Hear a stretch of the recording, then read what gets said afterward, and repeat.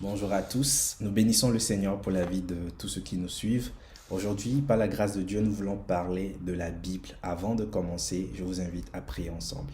Seigneur, nous bénissons ton nom pour tout ce que tu fais dans nos vies. Merci pour la vie et la santé que tu donnes à tous ces frères et sœurs qui nous suivent. Merci pour l'opportunité de rentrer dans ta parole dans ces quelques versets. Nous prions que par ton esprit, tu nous enseignes. Aide-nous à comprendre ta parole, à la garder, à la mettre en pratique. Au nom de Jésus, Amen. Alors nous sommes en train de parler du chrétien et sa Bible. Le chrétien et sa Bible. Vous savez, la Bible, ce n'est pas simplement un livre, c'est plus qu'un livre. La Bible, c'est la parole vivante de Dieu. La Bible, c'est comme une boussole pour nous, les chrétiens. C'est comme un GPS pour nous, les chrétiens. Nous sommes enfants de Dieu et Dieu, notre Père céleste, a un standard. Il a des principes. Il a des caractéristiques et si nous voulons mieux le connaître, si nous voulons mieux marcher avec lui, l'ordonnance ou les lignes directrices sont données dans la parole de Dieu. Et il nous revient à rentrer dans cette parole, l'étudier pour mieux comprendre Dieu, pour mieux comprendre sa pensée afin de pouvoir mieux obéir à notre Dieu avec lequel nous sommes en train de marcher. Quand nous parlons du chrétien et de la Bible, il y a deux mots. Il y a le chrétien à part et il y a la Bible. Et la Bible, nous avons dit que c'est plus qu'un livre, c'est la parole vivante de Dieu, donnée comme un guide, une boussole pour nous. Et le chrétien, c'est quelqu'un qui est sauvé par la foi en l'œuvre rédemptrice de Jésus-Christ. Il a reconnu ses péchés, il a accepté son besoin d'être sauvé, il a donné sa vie au Seigneur Jésus-Christ. Et Jésus lui donne le pouvoir de devenir enfant de Dieu. Il n'est plus esclave du péché. Il marche dans la grâce, il marche dans la nouvelle vie parce que la Bible dit, si quelqu'un est en Christ, il est une nouvelle créature. Les choses anciennes sont passées et voici, toutes choses sont devenues nouvelles. Ça, c'est le chrétien. Et la Bible ou la parole de Dieu, c'est un trésor que Dieu a mis à notre disposition. Et cette parole que Dieu nous a léguée nous enseigne, elle nous instruit, elle nous montre comment nous orienter dans notre marche avec le Seigneur. Parce que si nous disons que nous sommes chrétiens, c'est parce que nous sommes dans une marche avec le Seigneur et cette marche a pour destination le ciel, bien évidemment. Et Dieu veut que nous puissions lire la parole. Il veut que nous puissions méditer la parole. Il veut que cette dernière puisse habiter en nous. Non seulement habiter en nous, mais il nous dit dans sa parole que la Bible, la parole de Dieu doit habiter en nous abondamment. Lisons cela dans Colossiens, le chapitre 3, le verset 16. La Bible dit, dans Colossiens, le chapitre 3, le verset 16, que la parole de Christ habite parmi vous abondamment. Vous voyez? Que la parole de Christ habite parmi vous abondamment. Ça veut dire que si la parole de Christ n'habite pas encore parmi nous abondamment, ça veut dire que nous ne sommes pas encore dans le plan parfait de Dieu. Dieu a plusieurs choses qu'il veut pour nous et l'une de ces choses, c'est que la parole de Christ doit habiter en nous abondamment. Pourquoi? Nous allons voir cela plus tard. La parole de Dieu, c'est le canevas. C'est la ligne directrice. C'est le canevas qui doit conduire la vie du chrétien. Que vous soyez jeune chrétien, un enfant chrétien, un adulte, une personne âgée, chrétienne, chrétien, la Bible est ce canevas qui doit diriger notre vie dans notre marche avec le Seigneur. Pas seulement dans la vie spirituelle, mais également dans les différents domaines de la vie. La Bible s'applique toujours dans nos relations les uns avec les autres, dans nos études, dans nos projets et même comment prospérer dans la vie. La Bible nous donne plein de directives, plein de conseils par rapport à ces choses. Et c'est la volonté de Dieu que nous puissions trouver instruction, directive dans sa parole, pour notre vie spirituelle, pour notre marche avec le Seigneur, mais également pour les différents domaines de la Bible, de la vie, pardon.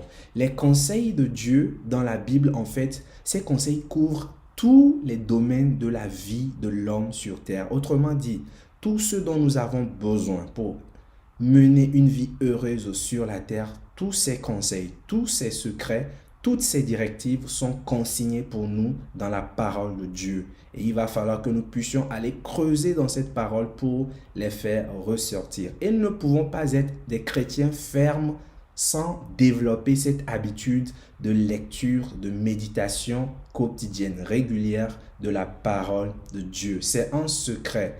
Vous allez voir que lorsque les enfants d'Israël devaient sortir du pays d'Égypte, Dieu a choisi un homme. Et cet homme, c'est Moïse qui les a conduits jusque à la frontière de la terre promise, et Josué a pris la relève. Et quand Josué a pris la relève, le Seigneur lui a donné une instruction très capitale. Lisons cela dans Josué le chapitre 1. Oui, Josué le chapitre 1, le verset 8. La parole de Dieu dit dans Josué 1, verset 8, « Que ce livre de la loi ne s'éloigne point de ta bouche. Médite-le nuit et jour pour agir fidèlement selon tout ce qui y est écrit. Car c'est alors que tu auras du succès dans tes entreprises. C'est alors que tu réussiras. » Le Seigneur est en train de donner un secret à Josué ici. Il lui demande de méditer la parole de Dieu jour et nuit. Non seulement il devrait le méditer, mais il devait également agir fidèlement selon tout ce qui est écrit. C'est-à-dire que il ne va pas seulement observer un certain pourcentage, mais il devrait observer la totalité de la parole de Dieu. Et Dieu dit, c'est alors que tu auras du succès dans tes entreprises, c'est alors que tu réussiras. Le secret pour le succès est dans la parole de Dieu. Le secret pour réussir dans la vie est dans la parole de Dieu. Ce secret ne se trouve pas dans des sectes pernicieuses. Ce secret ne se trouve pas dans des actes de fraude. Le vrai secret se trouve dans la parole de Dieu. Et nous pouvons aussi lire Psaume 1, du verset 1, verset 3. La Bible dit « Heureux l'homme qui ne s'assied pas en compagnie des moqueurs ». Et quelque part, la Bible va dire qu'il trouve son plaisir dans la loi de l'Éternel et qui la médite jour et nuit. Nous sommes en train de parler du chrétien et de sa Bible. Bien-aimé, si tu es chrétien, tu veux faire une marche ferme avec le Seigneur, cette marche ne peut pas être dissociée de la Bible, de la parole de Dieu. Tu dois toujours lire la Bible. Tu dois toujours te plonger dans la Bible. Tu dois toujours chercher Dieu dans la Bible. Il s'est révélé à nous dans la Bible. Tu dois toujours creuser la Bible. Je veux connaître davantage Dieu. Je veux connaître les commandements de Dieu. Je veux connaître les instructions de Dieu. Je veux connaître la sagesse de Dieu révélée dans la Bible pour ne pas tomber dans les pièges du diable, pour que ma vie chrétienne soit une vie solide, pour que je ne sois pas emporté par les faux prophètes ici et là. Alors tu dois toujours creuser la Bible. Tu dois toujours lire la Bible. Et c'est ce que le Seigneur veut pour nous. C'est la volonté de Dieu que le chrétien puisse méditer la parole de Dieu, qui est la Bible. Plusieurs chrétiens autour de nous continuent à vivre dans l'ignorance, dans la faiblesse, dans l'échec à cause de leur manque de lecture, de méditation de la parole de Dieu. Mais à partir de ce jour, nous devons prendre la résolution de méditer la parole de Dieu jour et nuit, de méditer la parole de Dieu d'une manière consistante, d'une manière régulière, afin que notre vie chrétienne soit solide, afin que nous puissions réussir dans tout ce que nous entreprendrons. C'est ce que la parole de Dieu nous dit. Nous devons non seulement lire et méditer la parole de Dieu, mais nous devons nous engager à vivre fidèlement d'après tout ce qui y est écrit. Et pourquoi est-ce que le Seigneur veut que nous puissions lire la parole? Pourquoi est-ce qu'il veut que nous puissions méditer la parole? Quand nous le faisons, bien évidemment, il y a plusieurs avantages, il y a plusieurs profits.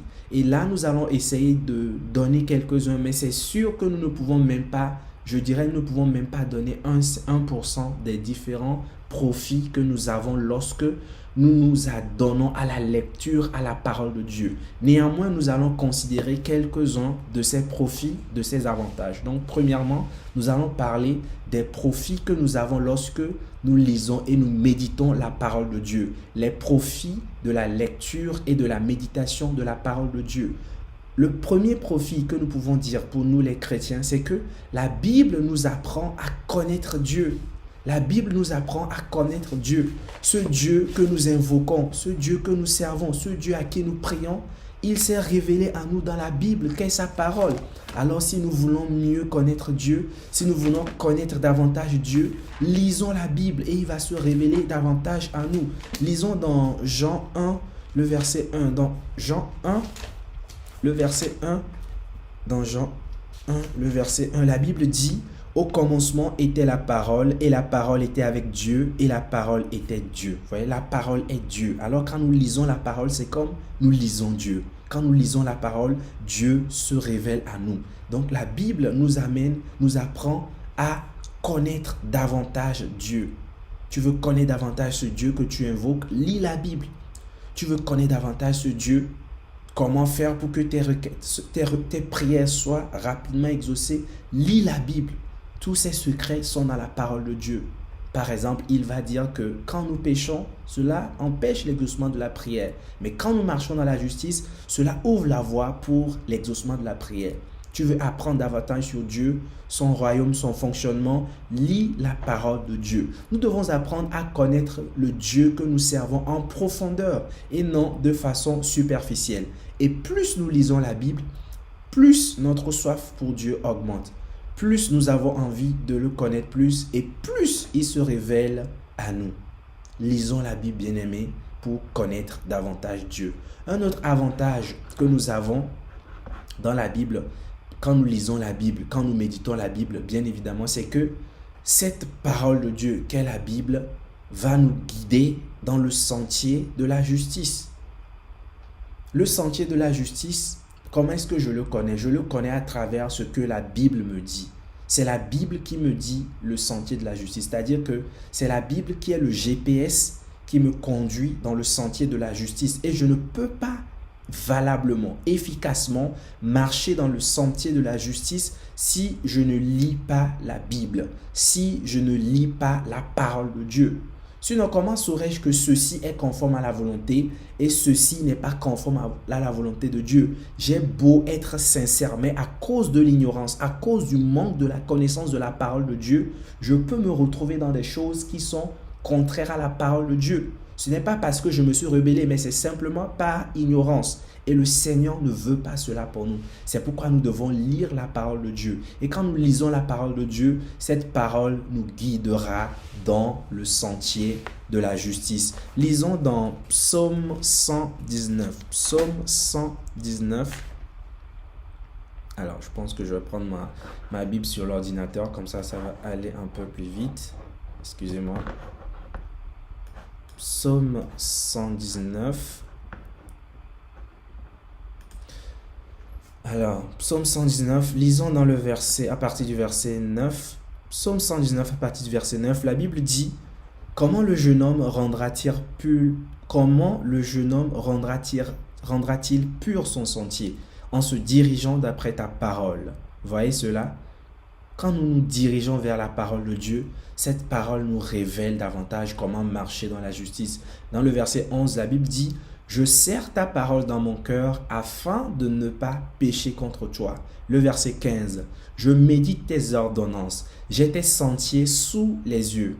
Le verset 16, je fais mes délices de tes statuts, je n'oublie point ta loi. Et le verset 105 du psaume 119 dit, psaume 119, le verset 105, ta parole est une lampe à mes pieds, une lumière sur mon sentier. Nous sommes en train de parler des profits de la lecture de la parole de Dieu. La parole de Dieu nous guide dans le sentier de la justice. Un autre avantage de la parole de Dieu, c'est que la lecture et la méditation de la parole de Dieu nous rend sages, nous rend intelligents. Quand nous lisons par exemple dans Psaume 119, toujours là où nous avons lu tout à l'heure, Psaume 119, à partir du verset 97, la Bible dit: Combien j'aime ta loi, elle est tout le jour l'objet de ma méditation. Tes commandements me rendent plus sage que mes ennemis, car je les ai toujours avec moi. Le fait de garder les commandements de Dieu nous rend encore plus sages. Verset 99, je suis plus instruit que tous mes maîtres, car tes préceptes sont l'objet de ma méditation. J'ai plus d'intelligence que les vieillards, car j'observe les ordonnances. Et oui, quand nous lisons la parole de Dieu, cela nous donne encore plus d'intelligence. Cela nous donne encore plus de sagesse. La vraie sagesse qui vient de Dieu. La vraie sagesse qui est basée sur la crainte de l'Éternel. Pas la sagesse du monde qui nous pousse dans le mensonge, la ruse et toutes sortes de mauvaises choses. Mais la sagesse pure qui vient de Dieu. Quand nous lisons la parole de Dieu, frères et sœurs, cela nous rend encore plus sages. Nous avons plusieurs passages qui nous confirme cela. Dans Psaume 119, du verset 97 au verset 104 et même le verset 130. quand nous nous adonnons à la lecture de la parole de Dieu. Un autre avantage, c'est que la parole de Dieu nourrit notre âme. La parole de Dieu nourrit notre âme. Rappelez-vous dans Matthieu chapitre 4, le verset 4.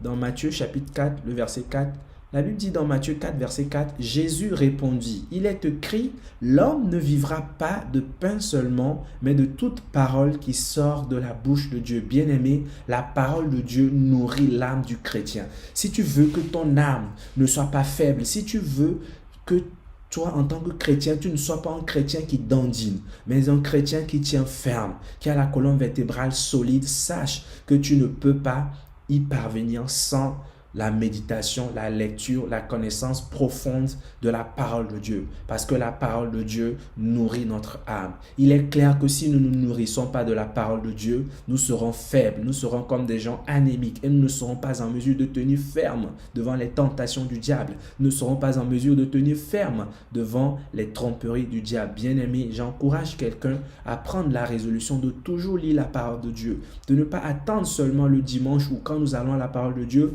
pour que ce soit une autre personne qui vienne lire la parole de Dieu. C'est pour nous, c'est bien, mais nous-mêmes développons cette attitude personnelle, individuelle, de creuser la parole, de chercher Dieu dans la parole, de chercher la pensée de Dieu dans la parole. La parole de Dieu nourrit l'âme du chrétien. Nous pouvons aussi lire vous pouvez le lire dans 1 Pierre 2, le verset 2. Autre avantage, c'est que la lecture et la méditation de la parole de Dieu nous préparent à vaincre la tentation. Voyez l'exemple du Seigneur Jésus-Christ. Notre Seigneur Jésus-Christ, il a utilisé la parole de Dieu pour refuter le diable lorsque était venu le tromper. C'est dans Matthieu 4, le chapitre 4 que nous avons lu tout à l'heure. Lorsque le diable est venu première fois, Jésus a dit « Il est écrit ». La deuxième fois que le diable est encore venu, Jésus a dit « Il est écrit ». La troisième fois quand le diable est encore venu, il a dit « Il est écrit ». Bref, il citait toujours la parole. C'est ce que nous voulons dire. Il a cité la parole pour vaincre l'ennemi. Nous aussi, quand nous avons la parole de Dieu qui nous charge, nous sommes chargés de la connaissance de la parole de Dieu. Nous sommes chargés de la parole de Dieu qui habite pleinement en nous. Alors nous pouvons utiliser cette parole comme une arme défensive pour rejeter les tentations de l'ennemi, les tromperies de l'ennemi. La lecture, la méditation de la parole de Dieu nous prépare à vaincre les tentations. Un autre profit, un autre avantage, c'est que la lecture et la méditation de la Bible nous transforment. Quand nous lisons la Bible, nous remplissons nos pensées de la parole de Dieu. Et la parole de Dieu affecte nos pensées et elle nous transforme. Nos pensées sont dirigées par la parole de Dieu. Nos choix dans la vie sont dirigés par la parole de Dieu.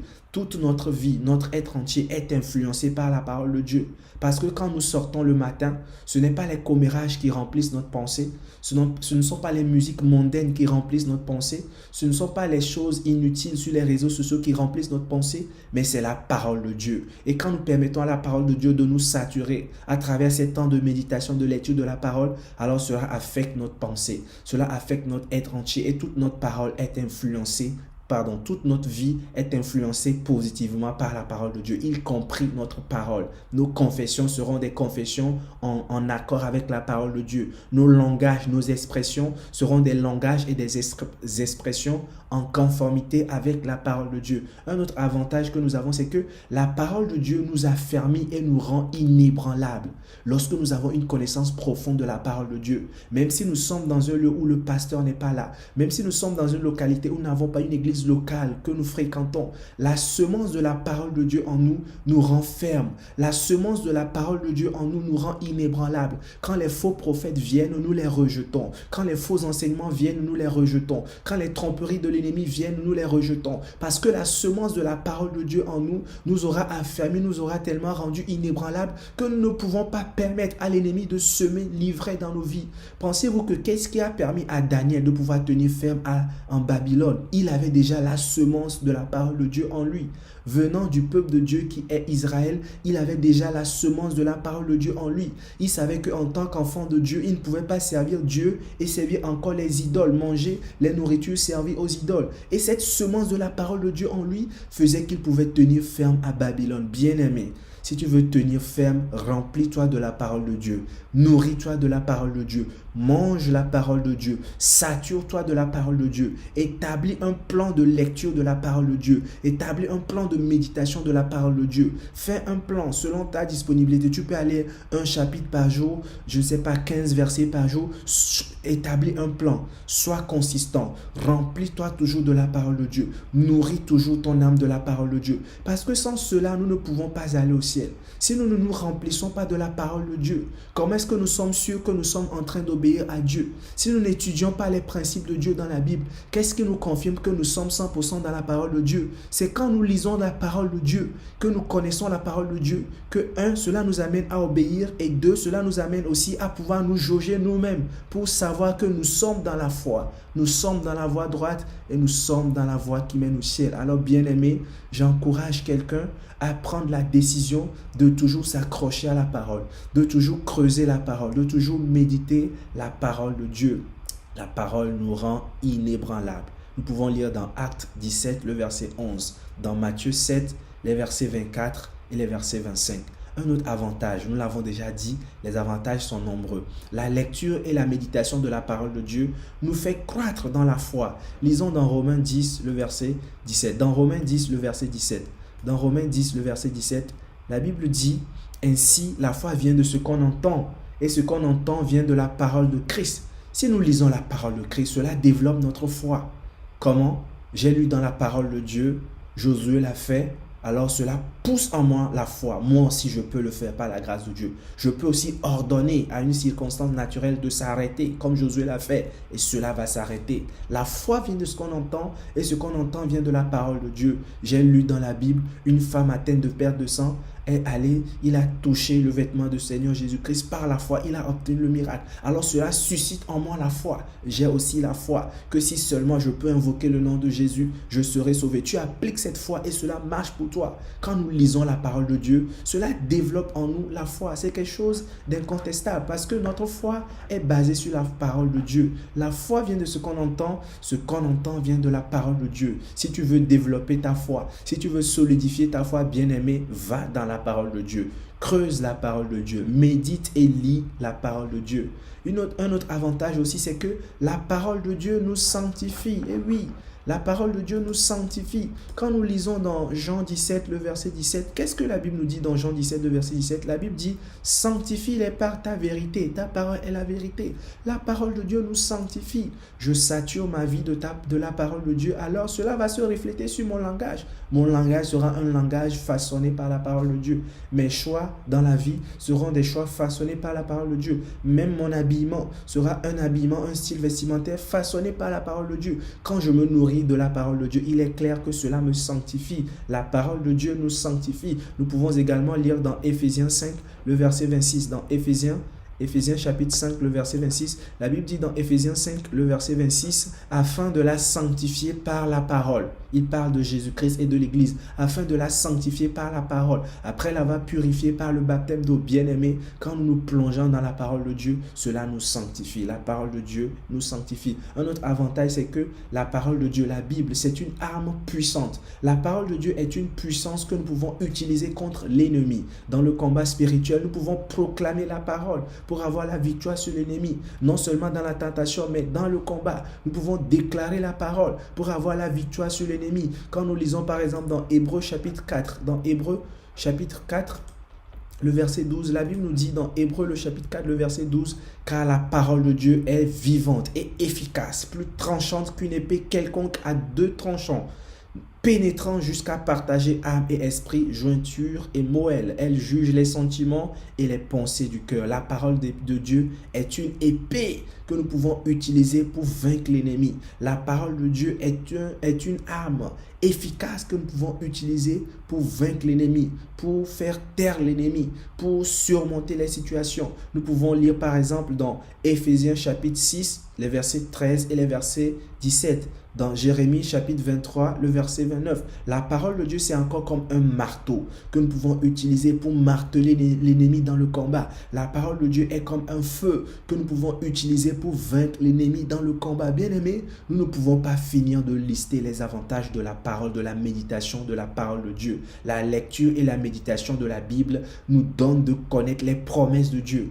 Comment pouvons-nous réclamer les promesses de Dieu si nous ne les connaissons pas? Et comment nous pouvons-nous connaître les promesses de Dieu si nous n'allons pas à la source? La source, c'est la parole de Dieu. C'est dans la parole de Dieu que Dieu a donné ses promesses. Alors, allons dans la parole de Dieu, allons dans la source de Dieu pour creuser, pour faire ressortir les promesses qu'il a données pour nous. Et à partir de là, nous pouvons réclamer ces promesses et les voir se concrétiser dans nos vies. La Bible est pleine de promesses. Nous ne pouvons pas toutes les énumérer. Allons, creusons dans la parole de Dieu, faisons ressortir ces promesses. Promesses pour la guérison, il y en a. Toi, tu veux le succès, il y a les promesses qui couvrent ce domaine. Tu veux te marier, il y a la parole de Dieu qui couvre ce domaine.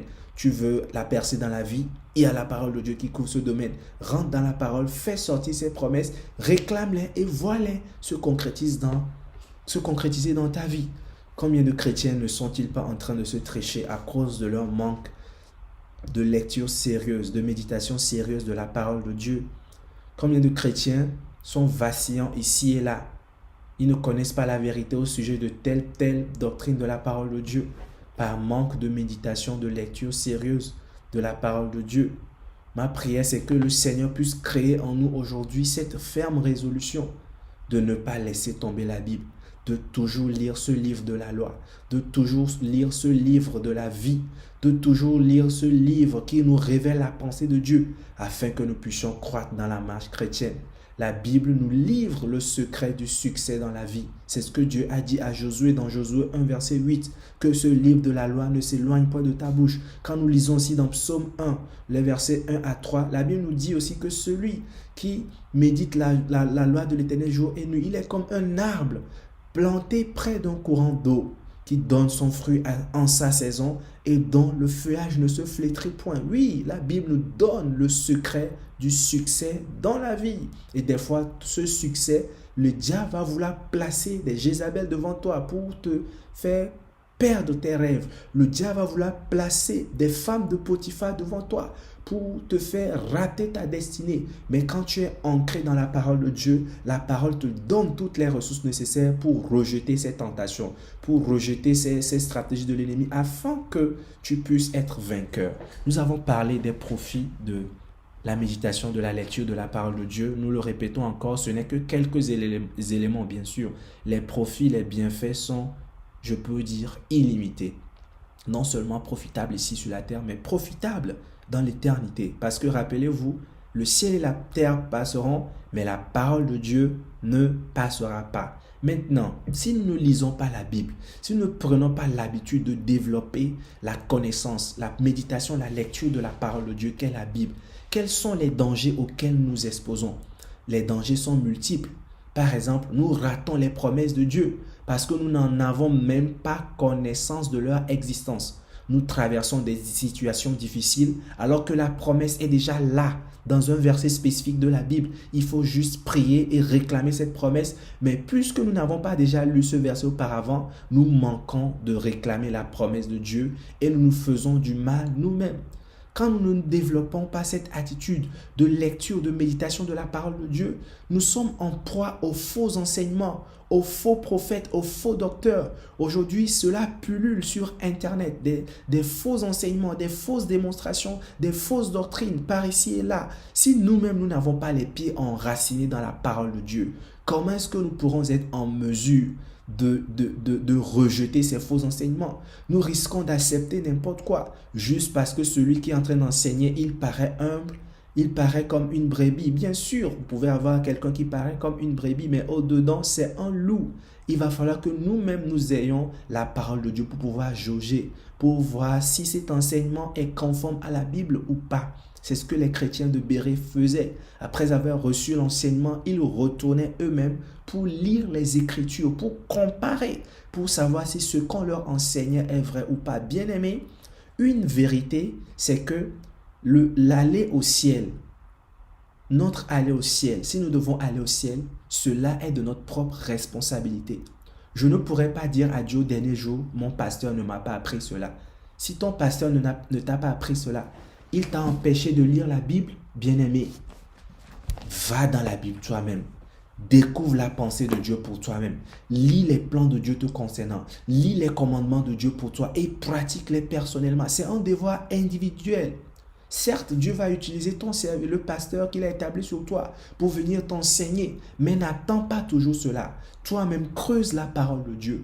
Toi-même, lis la parole de Dieu. Achète une Bible si tu n'en as pas encore. Creuse cette Bible. Le Seigneur va se révéler à toi. Et il va mieux t'apprendre comment marcher avec lui. Et cela va te préparer pour que tu puisses aller au ciel. Si nous ne lisons pas la parole de Dieu, nous nous privons de la révélation de Dieu. Nous nous privons de connaître Dieu. Si nous ne lisons pas la parole de Dieu, nous n'allons pas pouvoir connaître Dieu.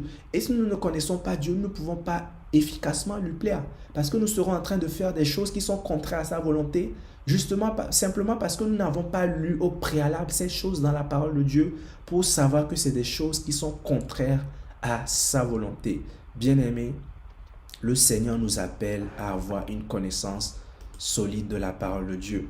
Ce n'est pas que tu sois la personne qui connaisse la Bible, je ne sais pas, tous les versets de la Bible dans le monde. Ce n'est pas ce que nous sommes en train de dire, mais développons une attitude de lecture et de méditation de la parole de Dieu. Figurez-vous que le diable connaît la parole de Dieu. Il a cité la parole au Seigneur Jésus-Christ. Maintenant, le diable qui lui ne va pas au ciel, est-ce que c'est lui qui va connaître la parole de Dieu et que moi je ne vais pas connaître la parole de Dieu? Ce serait paradoxal. Bien-aimé, je crois que le Seigneur à travers cette parole a parlé à quelqu'un et que nous allons retourner aux bonnes habitudes de nous accrocher à la parole de Dieu. Peut-être que tu le faisais dans tes premiers jours où tu as donné ta vie à Christ, mais tout au long du chemin tu as fait un peu main lâche, où tu ne lis plus assez. Bien-aimé, reprends courage, relève-toi, reprends cette bonne habitude de lire la parole, de creuser la parole, de prendre plaisir à feuilleter la Bible, à lire les promesses de Dieu, à lire les commandements de Dieu, à lire les révélations de la Bible. Ce n'est que par cela que nous pouvons être fermes. Ce n'est que par cela que nous pouvons tenir bon devant les faux enseignements. Ce n'est que par cela que nous pouvons apprendre à mieux connaître Dieu et à faire davantage sa volonté. Bien-aimé, je crois que Dieu a parlé à quelqu'un ce soir, ce jour. Nous allons amener cette parole à Dieu dans la prière. Prions maintenant. Prions pour que Dieu nous aide à avoir soif de la parole. Prions pour que Dieu crée en nous la soif de la parole. Que nous puissions toujours avoir soif de la parole. Au nom de Jésus. Seigneur, merci pour ta parole. Nous prions que tu crées en nous la soif de la parole. Aide-nous à méditer ta parole jour et nuit, afin de réussir dans tout ce que nous entreprendrons. Seigneur, aide-nous à ce que la parole de Christ habite parmi nous abondamment. Délivre-nous de l'ignorance. Remplis-nous de la soif de ta parole. Remplis-nous de la soif de ta présence. Comme nous irons lire ta parole, révèle-toi à nous. Révèle-nous les secrets pour réussir dans la vie chrétienne. Révèle-nous les secrets pour vaincre les combats dans lesquels nous sommes. Révèle-nous les secrets pour accomplir notre destinée sur la terre. Révèle-nous les secrets pour avoir le dessus sur l'ennemi. Révèle-nous les secrets pour vivre, pour te plaire sur cette terre. Révèle-nous les secrets, Seigneur, pour réclamer tes promesses. Révèle-nous les secrets, Seigneur, pour réussir dans la vie. Révèle-nous toutes sortes de secrets dans ta parole au nom de Jésus. Nous prions que tu crées en nous cette habitude de lire au quotidien la parole, de méditer jour et nuit ta parole, afin que nous soyons des chrétiens fermes, que nous ne soyons plus des proies faciles, que les faux prophètes, les faux enseignants vont emporter ici et là. Seigneur, merci. Merci parce que tu nous as exaucés. Au nom de Jésus. Amen. Que le Seigneur vous bénisse et à la prochaine. Au revoir.